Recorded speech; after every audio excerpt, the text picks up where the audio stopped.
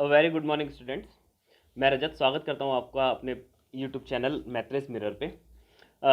अपने important MCQs जो कि पॉलिटेक्निक के जो क्वेश्चन पेपर्स आने वाले हैं या जो पॉलिटेक्निक के एग्जाम होने वाले हैं वो मल्टीपल चॉइस के क्वेश्चन होने वाले हैं, यानी एमसीक्यूज़ होने वाले हैं। तो उन एमसीक्यूज़ इंपॉर्टेंट एमसीक्यूज़ को मैं अपने चैनल पे करा रहा हूँ, उसकी सीरीज़ को हम लोग अभी आगे बढ़ा रहे हैं। और आज का जो हमारा टॉपिक है वो है एनर्जी कंजर्वेशंस का। ठीक है, एनर्जी कंजर्वेशन सभी ब्रांच का कॉमन सब्जेक्ट है, फोर्थ सेम का। ठीक है, फोर्थ सेम और सिक्स्थ सेम दोनों ही सेमेस्टर में ये पेपर है। केमिकल इंजीनियरिंग और अदर में जो है वो सिक्स सेम में है, कुछ में सेकंड में। तो इस सब्जेक्ट को कंटिन्यू कर रहे हैं आज हम लोग। और आज इस सब्जेक्ट का सबसे इंपॉर्टेंट टॉपिक जहाँ से आपके क्वेश्चन मिलने की संभावना ज़्यादा है, ठीक है, वहाँ से हम लोगों ने टॉपिक को उठाया है। और आज का जो हमारा टॉपिक है वो है ECBC। ठीक है, ECBC।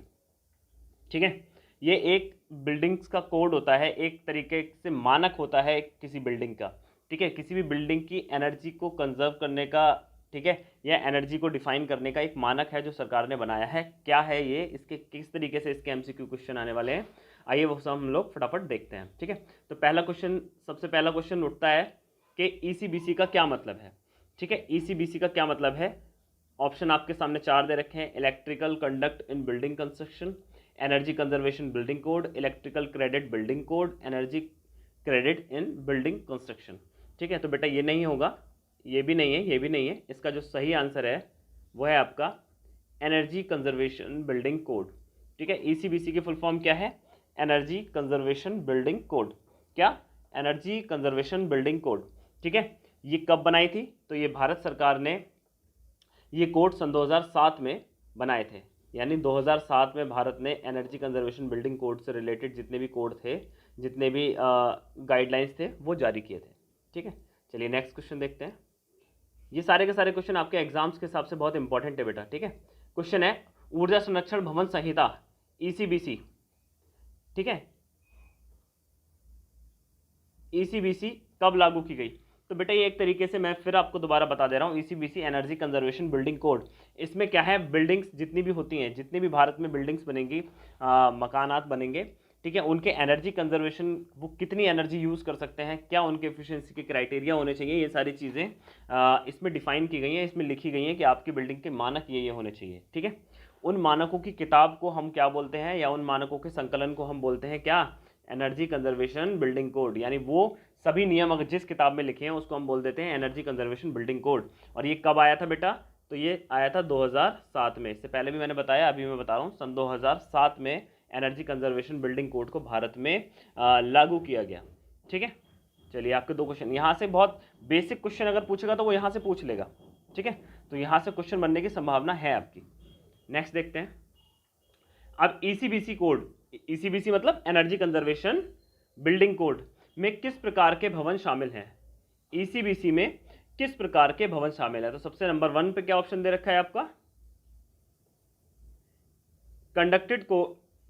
Connected load 50 kilowatt to 100 kilowatt, 10 kilowatt to 100 kilowatt, या 100 किलोवाट टू 120 किलोवाट, या 120 टू 100। तो बेटा आपका आंसर जो है वो यहाँ पर है, इसमें कुछ समझाना नहीं है, बस डायरेक्ट आप आंसर याद कर लीजिए कि एनर्जी कंजर्वेशन बिल्डिंग कोड कहाँ तक लगता है? जब तक 100 किलोवाट से लेकर के 120 किलोवाट के बिल्डिंग कोड्स में एनर्जी कंजर्वेशन बिल्डिंग कोड लगता है। यानी ऐसी इमारतें जिनमें 100 किलोवाट से लेकर 120 किलोवाट तक का खर्चा होगा, उनमें एनर्जी कंजर्वेशन बिल्डिंग कोड लागू होता है। ठीक है, चलिए नेक्स्ट देखते हैं। BEE के तहत काम करता है। ठीक है, BEE के तहत काम करता है। तो बेटा इसका जो आंसर है वो आप डायरेक्ट याद कीजिए, मिनिस्ट्री ऑफ पावर। इसमें नॉट एक्सप्लेनेशन का कुछ वो नहीं है कि क्या एक्सप्लेन किया जाए, तो इसमें आप ये याद रखिए, मिनिस्ट्री ऑफ पावर के अंतर्गत ये सारी चीज़ें आती हैं। यानी ऊर्जा विभाग है ना, बोलते हैं ऊर्जा एंड संरक्षण। ठीक है, तो जो सेंट्रल के ऊर्जा मंत्री या वो सारे लोग होते हैं वो इन सब चीज़ों को देखते हैं। ठीक है, नेक्स्ट देखते हैं। अगला है ऊर्जा संरक्षण भवन कोड पर लागू होता है।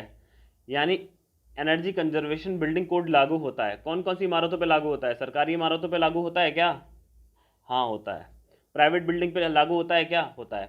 भैया एनर्जी को नहीं पता कि बिल्डिंग सरकारी है कि प्राइवेट है ना? तो इसलिए जो आपका जो कोड है वो दोनों पर ही लागू होता है, सरकारी बिल्डिंग पे भी और प्राइवेट बिल्डिंग पे भी। ठीक है, तो आप यहाँ पर लगा दीजिए सी। ठीक है, energy conservation building code is applied to both A and B, government building also the private building. तो एनर्जी कंजर्वेशन बिल्डिंग कोड सभी बिल्डिंगों पर लागू होता है, प्राइवेट हो, सरकारी हो, अर्ध सरकारी हो, ठीक है, कैसी भी हो। चलिए नेक्स्ट देखते हैं। ईसीबीसी को लागू करने के लिए भारत को कितने जलवायु क्षेत्रों में बांटा गया है? ठीक है, तो आप इसको ऐसे याद रखिए कि इसको 5 जलवायु क्षेत्रों में बांटा गया है। ठीक है, ईसीबीसी को लागू करने के लिए भारत ने अपने जो भूभाग है, जो अपना क्षेत्रफल है, उसको 5 भागों में बांटा है। ठीक है, इसका आगे मैं आपको दिखा देता हूँ, ये देखिए इसके 5 भाग हैं। ठीक है, 5 भाग कौन कौन से हैं? ये देखिए, ये वाला राजस्थान वाला पार्ट देखिए, ये वाला, ये हॉट एंड ड्राई है ना। फिर उसके बाद में आता है ये वार्म, ठीक है, ये आता है कोल्ड, ठीक है, ये ठंडे प्रदेश हैं, देखिए ये देखिए ये देखिए, है ना। ये वाला कैसा है? ह्यूमिड, ह्यूमिड मतलब आपका ज़्यादा नमी वाले क्षेत्र। तो हमने इसको 5 प्रभावित क्षेत्रों में बांटा है। ठीक है, भारत को जहाँ पर ज़्यादा गर्मी पड़ती है उसको हम लोगों ने रेड कर दिया है, जहाँ पर अधिक गर्मी पड़ती है, ठीक है, और उसको रेड कर दिया है। जहाँ पर वो नमी ज़्यादा होती है और गर्मी भी ज़्यादा होती है, वहाँ पे हम लोगों ने क्या कर दिया? ऑरेंज कर दिया है। इस तरीके से उसको अलग अलग जोन्स में बांटा गया है, और प्रत्येक जोन के लिए एनर्जी कंजर्वेशन बिल्डिंग कोड अलग अलग होते हैं, उन पर नियम अलग अलग लागू होते हैं। तो हमने भारत को कितने भागों में बांट दिया बेटा? 5 भागों में बांट दिया है। नेक्स्ट देखते हैं, निम्नलिखित में से कौन सा ईसीबी वर्गीकरण के अनुसार जलवायु क्षेत्र नहीं है? देखो मैंने बताया था ना अभी, हॉट एंड ड्राई बिल्कुल है, वार्म एंड ह्यूमिड मैंने बताया था नीचे वाला क्षेत्र, कोल्ड ये रहा जम्मू कश्मीर, है ना। अगर हम इसको देखें तो जम्मू कश्मीर ये रहा, हॉट एंड ड्राई ये रहा, है ना, ये रहा कोल्ड, ठीक है, एंड वार्म एंड ह्यूमिड ये रहे।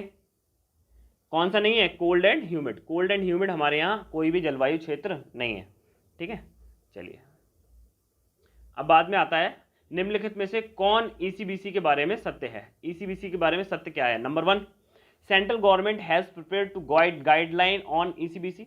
ईसीबीसी को सेंट्रल गवर्नमेंट गाइडलाइन करेगी, बिल्कुल करेगी भाई, सेंट्रल गवर्नमेंट ही बनाती है। Next, state government modifies the guideline prepare by the central government to suit the local climate conditions. What is the meaning of? यानी सेंट्रल गवर्नमेंट क्या करती है? सेंट्रल गवर्नमेंट आपका नियम कानून बनाती है, और स्टेट गवर्नमेंट अपनी यहाँ की जलवायु और आवश्यकताओं के अनुसार उसमें मॉडिफिकेशन, उसमें सुधार कर सकती है। यानी it is a matter of समवर्ती सूची। ठीक है, आर्टिकल 246 में हमारे यहाँ तीनों सूचियाँ दे रखी हैं, केंद्र सूची, संघ सूची और राज्य सूची। फिलहाल वो तो एक अलग टॉपिक है, वो अलग तरीके से पढ़ा जाएगा। आप इतना याद रखिए कि ईसीबीसी जो है वो क्या करते हैं, सेंट्रल गवर्नमेंट इसके नियम बनाती है और स्टेट गवर्नमेंट उसको अपने हिसाब से मॉडिफाई कर सकती है। चलिए नेक्स्ट देखते हैं, निम्नलिखित में कौन निम्नलिखित में कौन इमारतों में ऊर्जा दक्षता को बढ़ाता है? ऊर्जा दक्षता मतलब एनर्जी इफिशियंसी। क्या ऐसी चीज़ें, क्या ऐसे फैक्टर्स होते हैं जो किसी भी बिल्डिंग के अंदर एनर्जी इफिशियंसी को बढ़ाते हैं? तो number 1, light pipes, number 2, triple glaze windows, number C, building integrated solar photovoltaic panels. Number 1 light pipes बिल्कुल फैलाते हैं, ट्रिपल ग्लेज विंडोज ये भी करते हैं, है ना, and building integrated solar photovoltaic panels ये क्या करते हैं? ये भी सूरज की ऊर्जा को इलेक्ट्रिसिटी में चेंज करते हैं। तो हमारा यहाँ जो आंसर होने वाला है वो होने वाला है ऑल ऑफ दी अबव। ठीक है, तो all of the above will be your right answer. चलिए नेक्स्ट देखते हैं, ईसीबीसी में विद्युत शक्ति और मोटर पर विचार किया जाता है। Electrical power and motor are also conducted in ECBC. बिल्कुल भाई बिल्कुल, आपके यहाँ कितना मोटर लग रहा है, कितना क्या लग रहा है, ये सारी चीज़ों का आपको ध्यान देना पड़ेगा। ठीक है, चलिए नेक्स्ट देखते हैं, ईसीबीसी कोड पर लागू नहीं होता। ईसीबीसी कोड कहाँ लागू नहीं होता? Number 1, buildings that do not use either electricity और फॉसिल फ्यूल। नंबर 1 बात। Number B, building that are energy primary for manufacturing process. अब देखिए, नंबर 1 कह रहा है ऐसे बिल्डिंग जो इलेक्ट्रिसिटी यूज नहीं करेंगे और जो हमारे फॉसल फ्यूल हैं, जो हमारे ईंधन हैं, उनका प्रयोग नहीं करेंगे, यानी ऐसे बिल्डिंग जो आगे भविष्य में ना तो इलेक्ट्रिसिटी का प्रयोग करेंगे, ना हमारे किसी तरीके के फॉसल फ्यूल का प्रयोग करेंगे, उन बिल्डिंग्स पर ईसीबीसी लागू नहीं होता। ठीक है, क्यों? क्योंकि वो बिल्डिंग यूज ही नहीं करने वाले। ठीक है, next, equipment that use energy primarily for manufacturing process, यानी ऐसे इक्विपमेंट जो प्राइमरी मैन्युफैक्चरिंग प्रोसेस में यूज होते हैं, ठीक है, उन पे भी ईसीबीसी लागू नहीं होता है, ये हैवी इंडस्ट्रीज में यूज होता है। ठीक है, चलिए नेक्स्ट देखें। ऊर्जा प्रदर्शन सूचकांक ईपीआई की गणना के आधार पर की जाती है। ऊर्जा ऊर्जा सूचकांक इंडेक्स यानी एनर्जी परफॉर्मेंस इंडेक्स है ना, एनर्जी परफॉर्मेंस इंडेक्स की गणना किसके आधार पर की जाती है? तो ये बेटा की जाती है total building annual energy consumption. ठीक है, इसके आधार पर की जाती है। इसमें कुछ एक्सप्लेन करने का नहीं है, आप इसको बस याद रखिए। ठीक है, यहाँ क्वेश्चन, यहाँ से ईसीबीसी से अगर हार्ड क्वेश्चन की तरफ जाएगा तो यहीं तक जाएगा बस। अगला क्वेश्चन आता है, एक ठंडी छत अ कूल रूफ क्या करती है?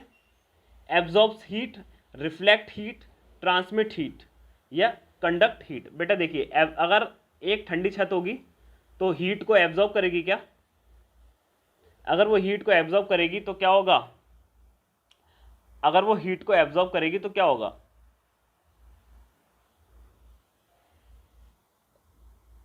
जो बिल्डिंग है उसमें गर्मी होने लगेगी। ठीक है, जैसे जॉर्जिया या बहुत सारे ठंडे इलाके होते हैं नॉर्थ पोल साउथ पोल के आसपास, तो वहां पर क्या होता है, वहाँ पर जो बिल्डिंग्स होते हैं उन बिल्डिंग्स के अंदर क्या होती हैं, हीट को ट्रैप करने के लिए, ऑब्जर्व करने के लिए उनकी छतों पर इस तरीके से शीशे लगाए जाते हैं जिससे कि हीट एक बार अंदर तो आ जाए लेकिन बाहर ना जाए। तो ठंडे क्षेत्रों में यूज़ करते हैं, लेकिन हमें क्या करना है, ठंडे क्षेत्रों में नहीं, गर्म क्षेत्रों में ठंडी छत बनानी है ना। तो नंबर 1 वाला हमारा गलत हो गया। ये कहाँ पर यूज़ होगी? ठंडे क्षेत्रों में यूज़ होगी।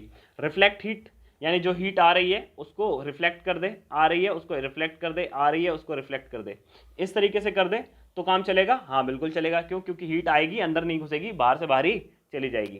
तो हमारा जो सही आंसर होना है वो होना है रिफ्लेक्ट हीट। ठीक है, तो reflect heat will be your right answer. चलो यहां पे देखो दिखाया गया है इस वाले में, एक ठंडी छत है, वो क्या कर रही है? रिफ्लेक्ट कर रही है। देखो वार्म रूफ जो होगी वो क्या करती है, सारी हीट को, जो भी हीट आ रही है उसको रिफ्लेक्ट ना करके कहां भेज दे रही है? अंदर भेज दे रही है। तो यहां पे देखिए छत का जो कलर है वो कैसा हो गया है, जो अंदर कमरे का कलर है वो रेड हो गया है, यानी गर्म हो गया है। लेकिन जो ठंडी छत होंगी वो क्या करेंगी, हीट आ रही है, आ रही है, आ रही है, अंदर ना जा रही है, सीधे कहां जा रही है? बाहर की तरफ चली जा रही है। तो यहां पर हमारी देखो छत कैसी है, छत हमारी कोल्ड है। ठीक है, तो ये वार्म रूफ और कोल्ड रूफ में अंतर होता है। ठीक है, चलिए नेक्स्ट देखते हैं। अगला है LPD in ECBC refers to. LPD क्या होता है? ईसीबीसी के अंदर एलपीडी क्या होता है? तो बेटा वो होता है, आपको ज़्यादा रटने उसकी ज़रूरत नहीं है एक्सप्लेनेशन की, आप शायद सीधा समझिए, लाइटनिंग पावर डेंसिटी। तो लाइटनिंग पावर डेंसिटी जो होती है वो ईसीबीसी के अंदर जहां भी कहीं एलपीडी यूज होगा वहां पर उसका मतलब होगा लाइटनिंग पावर डेंसिटी। ठीक है, चलिए नेक्स्ट देखते हैं। Which one is not a fenestration? तो क्या होंगे बेटा? वॉल्व्स फेनेस्ट्रेशन नहीं होते हैं, बाकी विंडोज होती हैं, स्काईलाइट होती है, वेंटिलेटर्स होते हैं। किसी भी बिल्डिंग के अंदर जो फेनेस्ट्रेशन होते हैं, फेनेस्ट्रेशन का मतलब होता है रोशनदान, एक तरीके से मतलब जहां से फेंसिंग हम कर देते हैं बिल्डिंग की। ठीक है, तो उसमें जो विंडोज होते हैं वो भी फेनेस्ट्रेशन का काम करते हैं। स्काईलाइट मतलब ऐसी छतें जहां से रोशनी आए, और दूसरा वेंटिलेटर, ये सारी चीज़ें रोशनी के लिए यूज़ होती हैं। बट वाल्व्स जो होते हैं वो यूज़ नहीं होते हैं। वॉल्व्स किसके लिए यूज़ होते हैं? वॉल्व्स यूज़ होते हैं टाइप्स ऑफ गैसेस के लिए, है ना, किसी भी तरीके की गैसेज हैं, लिक्विड हैं, यानी ये किसके लिए यूज़ होते हैं? फ्लूइड्स के लिए। वॉल्व जो होते हैं वो किसके लिए यूज़ होते हैं? फ्लूइड्स के लिए। आप लोगों ने फ्लूइड मैकेनिक्स पढ़ा होगा, है ना। तो जितने भी टाइप के फ्लूइड्स होते हैं उनको कंट्रोल करने के लिए हम क्या यूज़ करते हैं? वॉल्व्स का यूज़ करते हैं। ओके, किसका यूज़ करते हैं? वॉल्व्स का यूज़ करते हैं। चलिए नेक्स्ट देखते हैं। हाँ, replacing bulbs, incandescents bulb, replacing incandescents bulb. Incandescents bulb का मतलब आप कुछ भी मत समझिए, इसका मतलब समझिए सिंपल जो बल्ब आता है ना हमारे यहाँ, ऐसे वाला जो पहले आता था, वो येलो कलर की लाइट देता था, है ना, तो वो वाले बल्ब की जगह हम अगर CFL का यूज़ करेंगे, ठीक है, तो हमारी खपत कितनी कम हो जाएगी। तो 100 वाट का बल्ब होता था, अब हमारी जो CFL है वो कितनी है, 25 वाट की, 20 वाट की, 15 वाट की, है ना। तो हमारी एनर्जी में कितनी बचत हो रही है, तो हमारी एनर्जी में बचत हो रही है 75%। तो लिख लीजिए, अगर एक बल्ब को हम एक CFL से चेंज करते हैं तब वहां पर हमारी एनर्जी सेविंग कितनी हो जाएगी, 75% सेविंग हो जाएगी। ओके, चलिए नेक्स्ट देखते हैं। चलिए आज के लिए इतने क्वेश्चन रखते हैं। जितने क्वेश्चंस मैंने आज कराए हैं ये सारे के सारे ECBC यानी एनर्जी कंजर्वेशन बिल्डिंग कोड के हिसाब से इंपॉर्टेंट क्वेश्चन है। एनर्जी कंजर्वेशन में अगर ECBC से क्वेश्चन बनाएगा तो आपके इन क्वेश्चन से फंसने की संभावना ज़्यादा से ज़्यादा रहेगी। ठीक है, तो इस चीज़ को ध्यान में रखते हुए आपके क्वेश्चन तैयार किए हैं। मिलते हैं नेक्स्ट किसी लेक्चर में, तब तक अपने घर पर रहिए, सुरक्षित रहिए, घर वालों का ख्याल रखिए, बहुत ज़रूरत होने पर ही घर से बाहर निकलिए, कोरोना गाइडलाइंस का पालन करिए। मिलते हैं नेक्स्ट लेक्चर में, तब तक के लिए हमारे चैनल को शेयर कीजिए, सब्सक्राइब कीजिए। हमारे चैनल पर सभी प्रकार के आपके MCQs आपके सब्जेक्ट के हिसाब से, क्वेश्चन पेपर के हिसाब से बनाए गए हैं। ठीक है, आप खुद भी देखिए, अपने कॉलेज के ग्रुप्स में डालिए, जिससे कि हम लोग ज़्यादा से ज़्यादा लोगों तक पहुँच सकें और ज़्यादा से ज़्यादा लोगों तक हमारा फ़ायदा हो सके। ठीक है, मिलते हैं नेक्स्ट लेक्चर में, तब तक के लिए धन्यवाद।